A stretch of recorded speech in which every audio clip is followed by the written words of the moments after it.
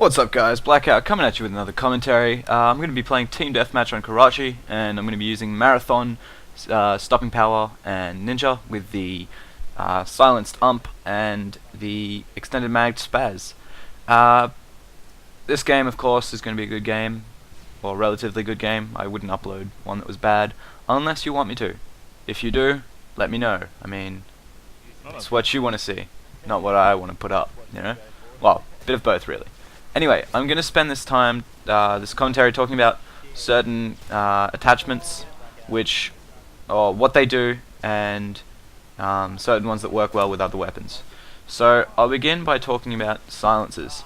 To understand silencers, you have to understand how weapons work. The LMGs and sniper rifles of the game will have a constant damage at all ranges.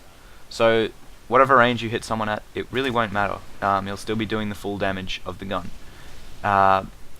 With assault rifles and SMGs, this is slightly different. They will be doing the damage, their full damage, for a certain amount of range, so say 50 meters, and then there will be a drop-off range which will be say 15 meters, and there'll be a minimum damage range. So let's take an example of a gun, just hypothetical. You have a gun that does 40 damage, it starts dropping off at 50 meters. At 65 meters, it will be doing, say, 30 damage. So, you know, you can see how the damage drops off over range and then levels out to a minimum damage. What the silencer will do for assault rifles and SMGs is decrease the range at which it starts dropping off. So instead of 50 meters and start dropping off, it might be 40 meters and start dropping off. And then the minimum range will be, as it was in this case, was 65. If you put a silencer on it, it might drop down to 55. So what you're doing is reducing the range of the weapon rather than the damage of the weapon. With LMGs and snipers, what a silencer will do is just decrease the damage, a flat decrease of the damage at all ranges. So the silencer works slightly differently for those two sets of weapons, which is just something interesting I thought you might like to know. With a UMP, the silencer does hardly anything, which is why you see a lot of people using a silenced UMP. With other SMGs and assault rifles, you'll really notice the fact that it decreases. It'll feel like it decreases the damage, just like with other guns, which is why most people don't like using silencers. So, you know, it's really a trade-off of whether you want the lower damage / range versus not being spotted by the enemy. And another attachment I'd like to talk about is the holographic sight with the FAL, or the FAL, and the M16. What it will do with the FAL is it will reduce its minimum damage that I was talking about, so that without stopping power it will 3-shot kill at any range, and with stopping power it will 2-shot kill at any range, no matter what. This is regardless of whether or not you bling a silencer onto it, which is why, you know, pretty much you should always be using a holographic sight with your FAL, or bling a holographic sight with a silencer, or anything else that you like. But, you know, that's just, a silencer won't actually do anything to its damage if you have a holographic sight on it. With the M16, what it will do is give it a perfect reset after every burst.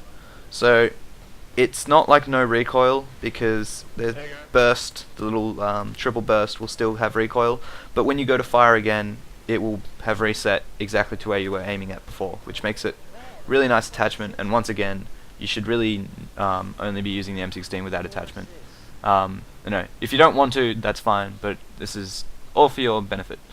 Another attachment that people sometimes confused about is FMJ. It says on Modern Warfare 2 that it increases the damage of your weapon. This is not true.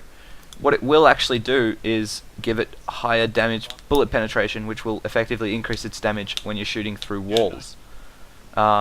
So, you know, if you're shooting through a wall and it says, for example, it'll be doing 50% damage usually, if you put FMJ on, it might be doing 75% damage. So it increases the damage through walls, not just pure damage increase. So, you know, putting it on your sniper is not going to help unless you're shooting people through walls. Lastly, about shotguns, I would like to just say FMJ doesn't do too much. I don't even know if it does something. I've never noticed it really going through walls.